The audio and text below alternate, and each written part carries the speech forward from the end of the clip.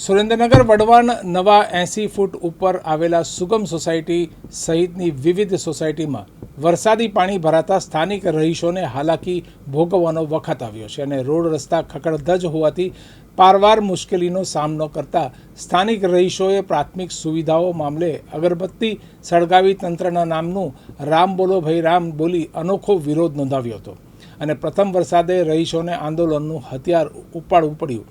ઘોર નિદ્રામાં સૂતેલા તંત્રના અધિકારીઓને હવે તો જાગો। આ સોસાયટીના સ્થાનિક રહીશો જેમ RM રાઠોડ, અમૃતભાઈ મકવાણા, પલ્લવીબેન મકવાણા અને આરતીબેન પરમાર સહિતના બહોળી સંખ્યામાં સ્થાનિક રહીશોએ અગરબત્તી સળગાવી તંત્રના નામનું રામ બોલો ભાઈ રામ કરી નાખ્યું।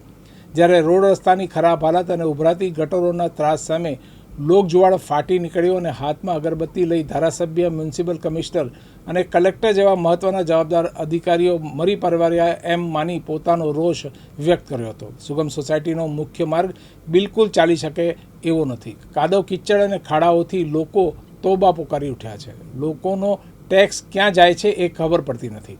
પ્રી મોન્સૂન કામગીરીના નામે લાખો રૂપિયાનો ભ્રષ્ટાચાર થયો હોવાનો આગેવાન અમૃતભાઈ મકવાણાએ આક્ષેપ કર્યો છે। હું સુગમ સોસાયટી વઢવાણ GIDC એરિયામાં અમે રહીએ છીએ અને અમે આજે ઉગ્ર આંદોલન કરેલું છે, જેમાં અમે રામ બોલો ભાઈ રામ કરી અને અગરબત્તી લઈ અને ધારાસભ્યના નામનું, કલેક્ટરના નામનું અને તંત્રના નામે અમે રામ બોલો ભાઈ રામ બોલ્યું છે અને બધાને અમે મરી પરવારે માન્યા છીએ। કારણ કે મત લેવા સૌ કોઈ દોડીને પહોંચી જાય છે અમારી સોસાયટીમાં, અમારા વિસ્તારમાં। કેમ દલિતો તમને વોટ આપે છે ત્યારે તમને દલિત વિસ્તાર ગમે છે અને જ્યારે કોઈ બી કંઈ કામ કરવાનું આવે છે ત્યારે તમે અધર કાસ્ટનું પહેલા સાંભળો છો, તો દલિત વિસ્તારનું કેમ નહીં? કેમ દલિતને ખાલી વોટની જ જરૂર છે તમારે? કેવી પરિસ્થિતિ તમારા વિસ્તારમાં? અમારા વિસ્તારમાં અત્યારે એટલી દયનીય પરિસ્થિતિ છે કે તમે એક વખત જોવા આવો, નથી ગાડીઓ ચાલી શકતી, નથી માણસો ચાલી શકતા। બાળકો સ્કૂલે કઈ રીતે જાય? કેમ સ્કૂલમાં રજાયું પાડે? ભવિષ્ય શું છે બાળકોનું? નાના બાળકો ચાલીને જાય, પડી જાય, કોણ ધ્યાન રાખશે? તંત્ર લઈ જશે દવાખાને, તંત્ર આપશે પૈસા? તો કેમ કોઈ બોલી નથી શકતા? કેમ કોઈ અહીંયા આવતા નથી ચેક કરવા? હજુ તો પહેલા કામગીરીનું નામનું તો અહીંયા મીંડું પણ નથી। સુગમ સોસાયટીનો રહીશ છું। અમારી સોસાયટીમાં અને આજુબાજુની તમામ સોસાયટીઓમાં અહીંથી સંતોષ પાર્ક છે કે એથી આગળ જે કંઈ સોસાયટીઓ છે અમારા વિસ્તારની, તમામ વિસ્તારની આ રજૂઆત છે। અમારી ગટરનો ખૂબ જ પેચીદો પ્રશ્ન છે, રોડનો ખૂબ જ પેચીદો પ્રશ્ન છે।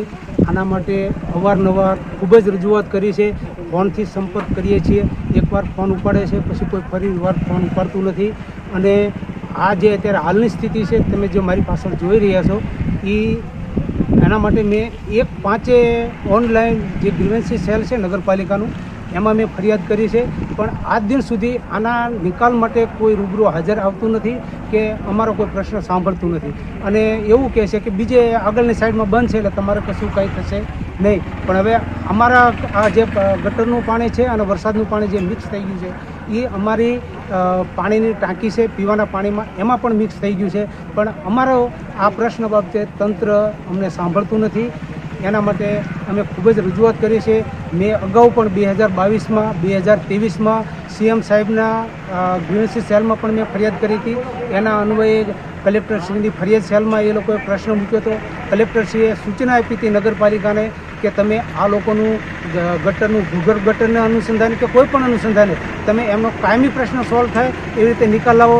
પણ નગરપાલિકાએ ત્યાર પછી કશું ધ્યાન આપ્યું નથી કે એકવાર પેલું ગટર સાફ કરવાનું મશીન આવે અને એ લોકો સમજી લે કે પ્રોબ્લેમ સોલ્વ થઈ ગયો છે, બાકી કશું આના માટે થતું નથી અને આ સતત અને અવિરત પ્રશ્ન છે અમારો। નમ્ર વિનંતી બધાને કરું છું કે અમારે સુગમ સોસાયટીમાં ક્યાંય રોડ નથી, 80 ફૂટ રોડ છે। અમે 15 વર્ષથી અહીંયા રહેવી છીએ, મતદાન લેવા આવે છે બધા, પણ અમારો રોડ સરખો કરવા નથી આવતા। 10 વર્ષથી તો અમારે ગટર છે, ગટર તો સતત ઉભરા જ કરે છે, તો ક્યાં બધા ગયા છે?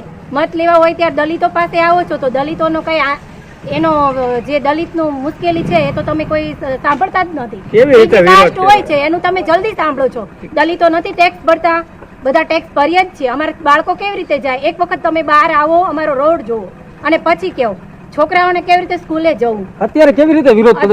અત્યારે એ વિરોધ છે કે કલેક્ટરને નમ્ર વિનંતી કરું છું, નહીતર તમારે અહીંયા આવાય હું તો તૈયાર છું। કલેક્ટર હોય કે જે કાંઈ હોય, આવો રસ્તો ના હોય, થોડુંક ધ્યાન આપો।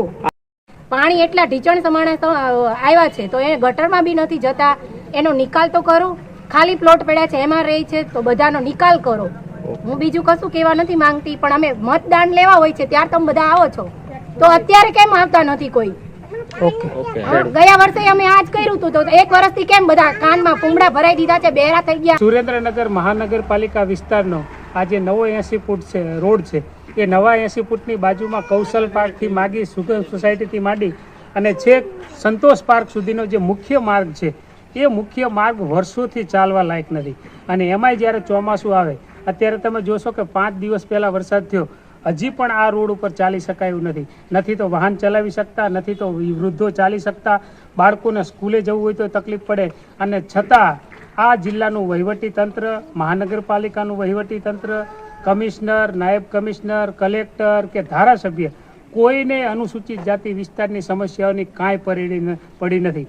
પ્રી મોન્સૂન કામગીરીના લાખો રૂપિયા ક્યાં વપરાણા? અમારા અનુસૂચિત જાતિ વિસ્તારમાં એક પણ રૂપિયો પ્રી મોન્સૂન કામગીરીનો વપરાણો નથી.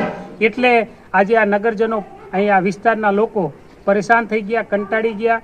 એમને લાગ્યું કે અમારા માટે કમિશનર પણ મરી ગયા છે, અમારા માટે કલેક્ટર પણ મરી પરવાડ્યા છે, અમારા માટે ધારાસભ્ય પણ મરી પરવાડ્યા છે. એટલે એમના આત્માની શાંતિ માટે અગરબત્તીનો કાર્યક્રમ કર્યો હતો અને બધાએ સાથે મળી અને ધારાસભ્યનું નામનું રામ બોલો ભાઈ રામ કર્યું, કલેક્ટરના નામનું રામ બોલો ભાઈ રામ કરી નાખ્યું. જે રામના નામે સત્તા લઈને આવ્યા હતા, એમના પ્રજા માટેનું રામ બોલો ભાઈ રામ કરી નાખ્યું. Bureau report, Surendranagar.